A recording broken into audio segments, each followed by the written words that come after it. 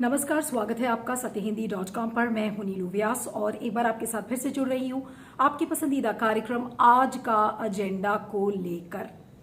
आज की बड़ी खबर है खेल की दुनिया से, जब चारों तरफ एक हॉकी हाइप को लोग सेलिब्रेट कर रहे हैं और उसका जश्न मना रहे हैं, क्योंकि जो महिला और पुरुष टीम थी उसका प्रदर्शन काफी अच्छा था। हालांकि वो जीत नहीं पाए। आज प्रधानमंत्री नरेंद्र मोदी ने महिला हॉकी टीम के लोगों से फोन पे भी बात किया और पूरी टीम रो पड़ी। इस तरीके के विजुअल्स तमाम चल रहे थे और इसी दौरान प्रधानमंत्री नरेंद्र मोदी ने एक बड़ा ऐलान किया खेल की दुनिया में ही और मौके का पूरा फायदा उठाया। ये था जो खेल की दुनिया में जो सर्वोच्च पुरस्कार होता है वो अभी तक राजीव गांधी खेल रत्न अवार्ड रहा है, जो कि राजीव गांधी के नाम से चल रहा था। तो उस बड़े फैसले में प्रधानमंत्री नरेंद्र मोदी ने ये कहा कि बड़े दिनों से हमारे नागरिकों की एक मांग थी कि जो खेल रत्न अवार्ड है उनको ध्यानचंद के नाम से दोबारा से रीनेम किया जाए, यानी कि जो हम राजीव गांधी खेल रत्न अवार्ड जिसकी शुरुआत 1991 और 92 में हुई थी और राजीव गांधी के नाम से, तो अब वो कहलाएगा मेजर ध्यानचंद खेल रत्न अवार्ड। और जो मैंने आपको कहा कि अब ये जो पूरा अवार्ड है ये ध्यानचंद के नाम से ही दिया जाएगा।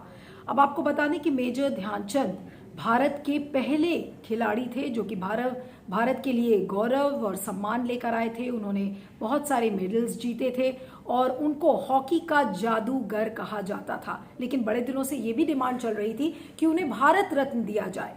तो भारत रत्न तो नहीं दिया सरकार ने और ना ही इस पर अभी कोई क्लैरिटी है कि उन्हें भारत रत्न कब मिलेगा। उनके जो बेटे हैं अशोक चंद, तो उन्होंने भी, अशोक कुमार ने भी बहुत टाइम से उन्होंने ये गुहार लगाई थी कि उनके जो पिताजी हैं मेजर ध्यानचंद, उनको भारत रत्न मिलना चाहिए, लेकिन उसको लेकर अभी कोई क्लैरिटी नहीं है। लेकिन ये बड़ा फैसला इसलिए नरेंद्र मोदी की सरकार ने लिया कि इनका कहना है कि बड़े दिनों से ये नागरिकों की डिमांड थी और उनके नाम पर ही देश का सर्वोच्च पुरस्कार रखा जाना चाहिए।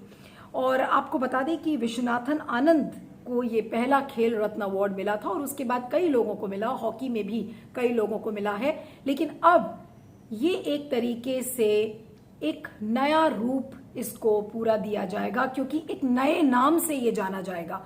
जो अवार्ड 1991-92 में शुरू हुआ था, जिसे राजीव गांधी ने शुरू किया, उनके नाम पर रखा गया क्योंकि उनका इंटरेस्ट था स्पोर्ट्स में और नवयुवकों के साथ वो कंधा से कंधा मिलाते हुए चलते थे, आधुनिक भारत के निर्माता थे।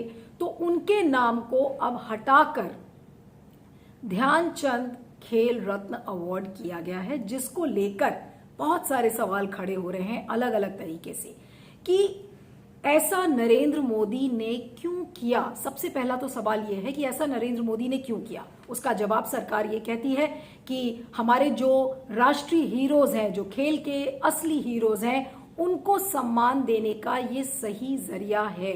ये बात सही है और जिसको लेकर खासकर कांग्रेस ने इसका स्वागत किया है। रणदीप सुरजेवाला ने एक प्रेस कॉन्फ्रेंस की जिसमें उन्होंने ये बात कही कि वो इस बात का स्वागत करते हैं। लेकिन साथ में जो और भी बड़े सवाल खड़े हो रहे हैं कि इसके पीछे मंशा क्या थी, इसके पीछे की राजनीति क्या है। क्योंकि हमने अक्सर देखा है कि जो पुरानी स्कीम्स थी उनको नया नाम देकर और उसको बदला जा रहा था और नए जो पुराने शहर हैं, जो खासकर जो मुगलों के ज़माने के जो नाम थे, उनको बदलकर दूसरा नाम उनको दिया जा रहा है। तो ये जो नया नाम देकर और एक नया अमली जामा पहनाने की कोशिश ये मोदी सरकार की है, तो अब सवाल ये उठता है कि अगर खेल के क्षेत्र में अगर इसी तरीके की रीनेमिंग स्प्री एक तरीके से शुरू हो गई है कि अब आप नाम बदलिए, तो यहाँ पर सवाल खड़ा ये होता है कि इस नाम को हटाने के पीछे क्या नरेंद्र मोदी की मंशा ये थी कि वो नेहरू गांधी परिवार को बेइज्जत करना चाहते थे। क्या ये नेहरू गांधी परिवार को ये दिखाना चाह रहे थे, क्योंकि कांग्रेस आजकल संसद में बहुत ज्यादा प्रबलता से, चाहे वो कृषि कानून के मुद्दे हों या फिर पेगासस जासूसी मामला हो या बढ़ती तेल की कीमतें हों, इन सारे मुद्दों को कांग्रेस सारी विपक्षी पार्टीज के साथ मिलकर प्रबलता से उठा रही है और कल का दिन अगर आप देखें तो पूरा एक विपक्ष का ही दिन बन गया, जब संसद को पूरी तरह से घेरा विपक्षी पार्टीज ने। तो क्या आज ये तो बात सही है कि ये जो खेल रत्न अवार्ड्स के नाम बदलने की जो प्रक्रिया है, ये जाहिर सी बात है कि ये एक दिन में तो नहीं हुई होगी, इस पर काम चल रहा होगा। लेकिन नरेंद्र मोदी ने मौके का फायदा देखा कि इस समय हॉकी का सेंटिमेंट बहुत ज्यादा प्रबल है हॉकी को लेकर, क्योंकि टोक्यो ओलंपिक्स चल रहे हैं और उसमें हॉकी पर सबकी निगाहें गड़ी हुई हैं। तो इसी समय टाइमिंग बिल्कुल परफेक्ट थी और टाइमिंग को लेकर नरेंद्र मोदी को क्रेडिट देना चाहिए। लेकिन इसके अलावा बहुत सारे सवाल हैं कि क्या ये नेहरू गांधी की जो पूरी लेगेसी है उसको मिटाना चाहते हैं नरेंद्र मोदी। तो उस पर सवाल खड़े किए हैं रणदीप सुरजेवाला ने, और रणदीप सुरजेवाला ने ये कहा है कि ऐसा लगता है कि मोदी सरकार छोटे राजनीतिक उद्देश्यों के लिए ये काम कर रही है। और उन्होंने ये भी सवाल खड़ा किया कि जो बजट है स्पोर्ट्स का, उसमें 230 करोड़ की कटौती की गई है। तो सवाल ये उठता है कि अगर 230 करोड़ में बजट की कटौती की गई है तो आखिर जो खिलाड़ी हैं आप उनको सहूलियतें नहीं दे पा रहे हैं, उनको ट्रेन नहीं कर पा रहे हैं, उनको स्पोर्ट्स मेडिसिन नहीं दे पा रहे हैं, लेकिन नाम बदलकर आप इन खिलाड़ियों को क्या हासिल करवाना चाहते हैं? सिर्फ भावनाओं से ही खेलना क्या इस नरेंद्र मोदी सरकार की मंशा है? क्या इसका उद्देश्य है? ये एक सवाल सबके सामने खड़ा होता है। अशोक जी, आपका बहुत बहुत स्वागत है। ये जो आज सरकार ने फैसला लिया है कि राजीव गांधी खेल रत्न का जो अवार्ड है उसका नाम बदलकर और ध्यानचंद खेल रत्न उसको अवार्ड कर दिया जाए, तो ये क्या आपको इसके पीछे सरकार की मंशा क्या लगती है? मुझे लगता है कि ध्यानचंद जी के नाम से दूसरा अवार्ड दे सकते थे, ध्यानचंद जी के लिए भारत रत्न चाहिए करके वो दे सकते थे। लेकिन एक किसी का यदि नाम दिया है, क्योंकि वो प्रधानमंत्री रह चुके हैं, इस देश की तरक्की में उनका भी हाथ रहा है और उसके बाद उनकी हत्या भी हुई है, तो ऐसे में ऐसे नाम बदल के मुझे लगता है इसमें मुझे ध्यानचंद जी के प्रति आदर कम और राजनीति ज्यादा राजनीति दिखाई देती है। क्योंकि आपको राजीव गांधी या गांधी परिवार से शायद नफरत हो, इसलिए आप ये नाम बदल रहे हैं। प्रश्न ये नहीं, प्रश्न तो ये है कि जितने भी गांधी, महात्मा गांधी के नाम से ही सारी चीजें हो, या फिर जरूरी नहीं कि इंदिरा गांधी के नाम से ही सारी चीजें हो। दीनदयाल उपाध्याय के नाम से भी कई स्कीम चालू है। अब कल कांग्रेस सरकार आएगी या कोई सरकार आएगी, वो इसको बदलेगी। सवाल ये है कि आप खेल रत्न का नाम बदलने से क्या खेल की स्थिति देश में ठीक कर रहे हैं क्या? 135 करोड़ का देश और 4-5 मेडल से हम खुशी मना रहे हैं। एक राज्य सरकार है ओडिशा की, यदि उसने समर्थन नहीं दिया होता तो क्या आज हमारी हॉकी उस स्तर पे होती जिस स्तर पे हम देख रहे हैं? बिल्कुल। आज हॉकी के मेडल जीतने पे तो हम अपने आप को गौरवान्वित महसूस करते हैं, लेकिन उसके पीछे पैसा, ताकत और उनको समर्थन और आत्मविश्वास बढ़ाने का काम जो उड़ीसा सरकार ने किया, उस उड़ीसा सरकार का नाम देने के लिए कि प्रधानमंत्री और कोई तैयार नहीं है। खेल खत्म होने के बाद जब मेडल मिलता है तब करोड़ों की बर्बाद होती है। लेकिन अशोक जी, एक शायद तो पैसे की जरूरत नहीं होती प्लेयर्स को, कोई भी प्लेयर पैसे के लिए काम नहीं करता। प्लेयर अपने देश का नाम ऊंचा करने के लिए, मेडल के लिए करता है। जब उसको पदक मिलता है तो उसके बाद करोड़ों की बर्बाद होती है। लेकिन जब वो पदक लेने के लिए जब मेहनत करता है तो पैसे को तरसता है। लोगों ने अपने घर बेचे, खेती बेची है अपने बच्चों को स्पोर्ट्समैन बनाने के लिए। इस सिस्टम को बदलना होगा। मात्र नाम बदलने से देश की, या रेलवे स्टेशन का नाम बदलने से, गांव का नाम बदलने से उस गांव की स्थिति या रेलवे स्टेशन की स्थिति कुछ नहीं होती। लेकिन अशोक जी, एक जो चीज और जो देखी जा रही है कि जिस तरीके से कांग्रेस ने अपने अटैक्स को बढ़ाया और हमला सरकार पर किया पेगासस को लेकर और तमाम इश्यूज को लेकर संसद के अंदर, तो खेल में हमेशा होता है कि एक मैदान के बाहर खेल होता है और एक मैदान के पीछे का खेल होता है। तो क्या नरेंद्र मोदी कुछ इसी तरीके का खेल खेल रहे हैं जिसमें कि कांग्रेस को नीचा दिखाया जा सके, नेहरू गांधी परिवार को नीचा दिखाया जा सके? तो क्या कोई आपको एक ऐसी पहल लग रही है? बिल्कुल हो रही है, क्योंकि वर्तमान प्रधानमंत्री बार बार ये कहते हैं कि 60 साल देश में कुछ नहीं हुआ, और वही अटल जी का, जो अटल जी जिनको ये भारतीय जनता पार्टी एक स्टेट्समैन जिसको कहते हैं राजनीति में, वो अटल जी का भाषण है लोकसभा में। उन्होंने कहा कि मैं इस देश के लोगों को, जनता को अपमानित नहीं करना चाहता, ये बोल के पिछले 60 साल में कुछ नहीं हुआ। हर सरकार ने कुछ ना कुछ किया है। जिस संघ के नाम से ये चुनाव जीतते हैं और संघ के साथ चुनाव जीतते हैं, उस सर्व संघ चालक ने भी ये बात कही, मोहन भागवत जी ने, कि कांग्रेस में भी कई लोग हैं जिन्होंने इस देश को बनाने में मदद की। आज यदि ये देश बेच रहा है चीजों को, तो वो चीजें कौन सी है? क्या यह स्वयं भी अंग्रेज थोड़ी लेके गए थे? आज जितना भी ये सरकार का पब्लिक एंटरप्राइजेस को बेच रही है और पैसा इकट्ठा कर रही है, वो तमाम चीजें, पोर्ट्स बेच रही है, एयरपोर्ट बेच रही है, तो ये बनाए किसने थे? पुरानी सरकारों ने बनाए थे। जरूरी नहीं कि इसमें कांग्रेस का ही नाम हो, टर्की की भी सरकार है, डीपीसी की भी सरकार है, मैं तो देवगौड़ा जी की सरकार जो अल्प समय के लिए रही, उनका भी उतना योगदान होगा उसमें। लेकिन आप नाम बदलने से आप फोकस चेंज करना चाहते हैं। आप एक नई उनको आपको पता है कि आप ये नाम बदलोगे तो विपक्ष इसको इरिटेट होगा, और जो पेगासस का जो मेन फोकस है वो फोकस हट जाएगा। लेकिन किसान का आंदोलन, पेगासस, महंगाई, ये 3-4 चीजें जिससे देश बहुत बुरी तरह से जूझ रहा है। तीसरी लहर कोविड के सामने दिख रही है। तमाम हमारे साइंटिस्ट डॉक्टर्स वार्न कर रहे हैं, लेकिन हमारे पास आज टीके की क्या हालत है? टीकाकरण के लिए कोई बात करने को तैयार नहीं है। बाहर के जो विदेशी टीके आने वाले थे वो दिख नहीं रहे कहीं आते हुए।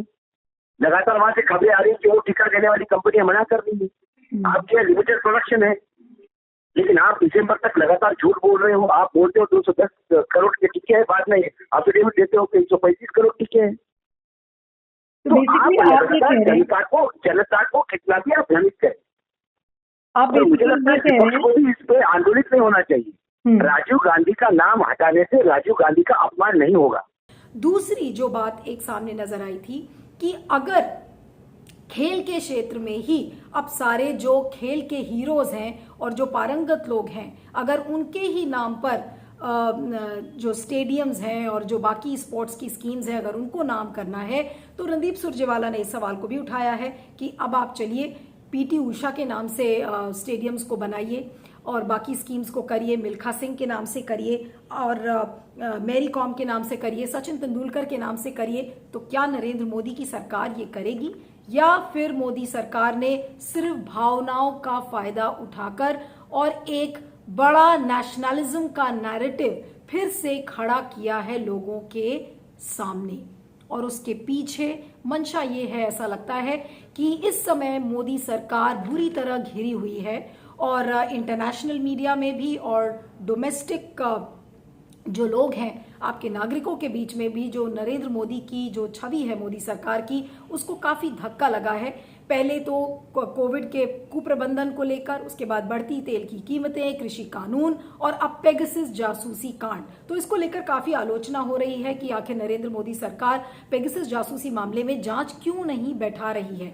तो जब सरकार चारों तरफ से घिरी हुई है, तो सरकार को ये एक ऐसा मौका मिल गया जिस पर राष्ट्रवाद का डंका वो फिर से बजा सके।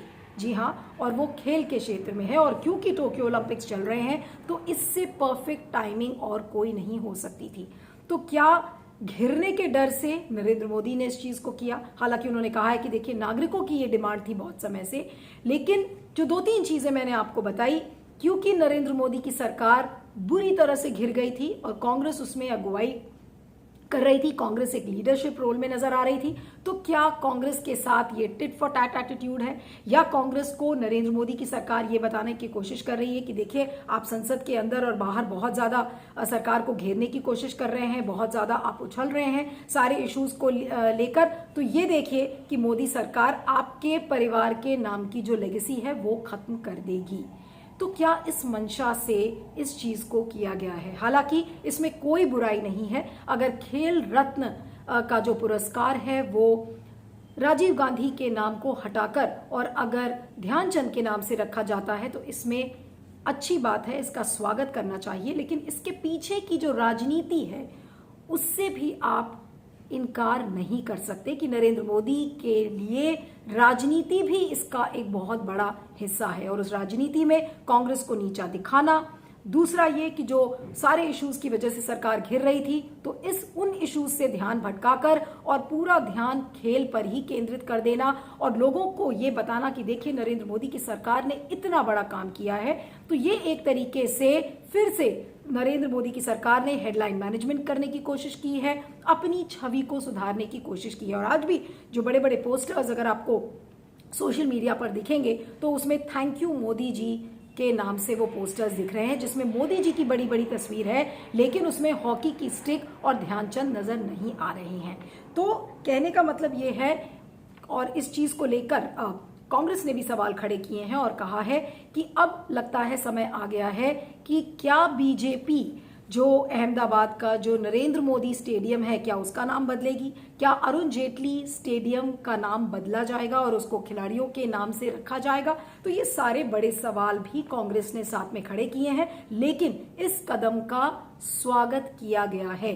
तो एक तरफ जो इस पहल का स्वागत हुआ है, लोगों ने इसकी सराहना की है, लेकिन इसके पीछे की राजनीति भी छुपी नहीं है और देश के लोग ये देख रहे हैं कि बीजेपी सरकार की असली मंशा क्या है। नेहरू गांधी की लेगेसी को खत्म करना, लोगों का ध्यान भटकाना, नया राष्ट्रवाद का नैरेटिव क्रिएट करना और अपनी नाकामियों को छुपाना। और उससे भी बड़ी बात कि जो खेल का सेंटिमेंट, जो खेल की भावनाएं इस समय देश में प्रबल है टोक्यो ओलंपिक्स की वजह से, तो उन भावनाओं का फायदा उठाते हुए एक दिन और बीजेपी की सरकार ने हेडलाइन को मैनेज किया है और साथ में अपनी छवि को चमकाने की भी कोशिश की है, ये कहते हुए कि देखिए हमने इतना बड़ा काम कर दिया। लेकिन इसके लिए क्रेडिट किसको दिया जाएगा? क्या नरेंद्र मोदी को क्रेडिट देंगे या फिर बीजेपी की सरकार को दिया जाएगा या फिर उन खिलाड़ियों को? लेकिन बड़ा सवाल यह है कि खिलाड़ियों को क्या फर्क पड़ता है? खिलाड़ियों को क्या चाहिए? खिलाड़ियों को ट्रेनिंग की फैसिलिटीज चाहिए, उनको कोचेस चाहिए, उनको मौका और अवसर चाहिए ताकि वो और अच्छे से खेल सके, उनको पैसा चाहिए। तो क्या नाम बदलने से खिलाड़ियों के लिए ये सारी चीजें मौजूद हो जाएंगी? इस पर मोदी सरकार बताए। इस वीडियो के बारे में आपका क्या कहना है? फीडबैक जरूर दीजिएगा। मेरा ट्विटर हैंडल है @neelu317 और आप देखते रहिएगा आज का एजेंडा। सत्य हिंदी का ऐप भी आ चुका है, आप उसे गूगल प्ले स्टोर से डाउनलोड कर सकते हैं। थैंक यू सो मच, बने रहिएगा सत्य हिंदी पर। सत्य हिंदी का ऐप डाउनलोड करें गूगल प्ले स्टोर पर।